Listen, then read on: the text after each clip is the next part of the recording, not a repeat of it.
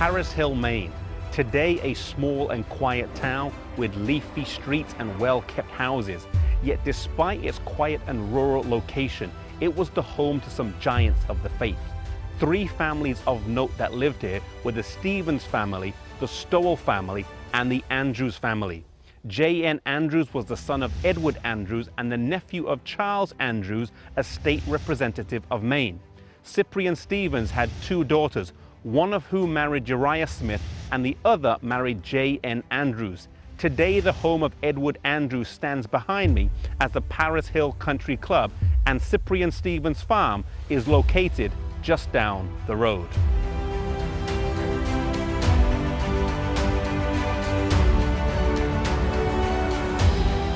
But we start the story with another family when in the spring of 1845, a tract by T.M. Preble on the Sabbath made its way to the home of Louis B. Stowell. He set the tract aside, but his 15-year-old daughter, Marion, picked it up and decided to read it. She was convinced on the truth of the Sabbath and decided to keep it. She then shared the tract with her brother Oswald, and he also decided to keep the Sabbath. They then called J.N. Andrews, who was only 15 years old but was respected as having an intelligent mind. He read the tract and also decided to keep the Sabbath.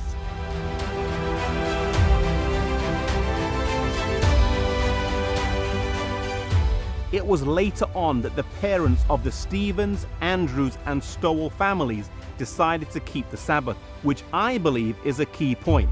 It was the teenagers who made the decision to keep the Sabbath based on God's word, regardless of what others thought.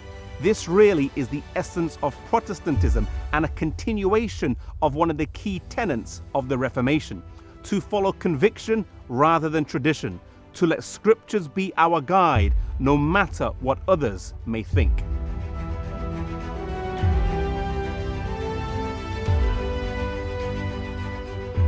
Louis B. Stowell sent a letter and $10 to the Seventh-day Baptist minister in Hopkinton, Rhode Island, to obtain some more materials. Soon the tracts arrived and a small company of Sabbath-keeping Adventists was established in Paris Hill, Maine.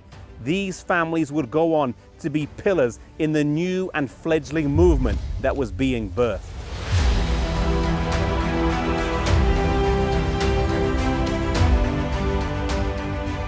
Paris Hill, Maine is also the birthplace of the Review and Herald, today published as the Adventist Review.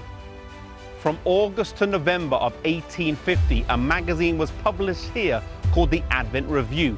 And then from November 1850 to June 1851, the Review and Herald was published here in a building near this site. It would then move on to Saratoga Springs, New York, Rochester, New York, before moving to Battle Creek, Michigan.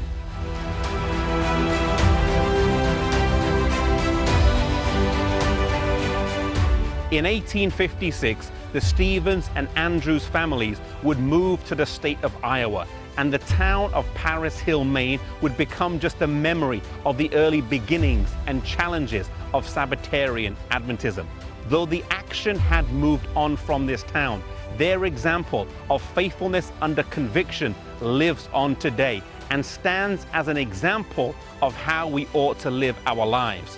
It doesn't matter who else makes a decision or what authority is trying to instruct and guide us. We need to be true to the convictions of our conscience first and foremost. It was Peter who said that we ought to obey God rather than man.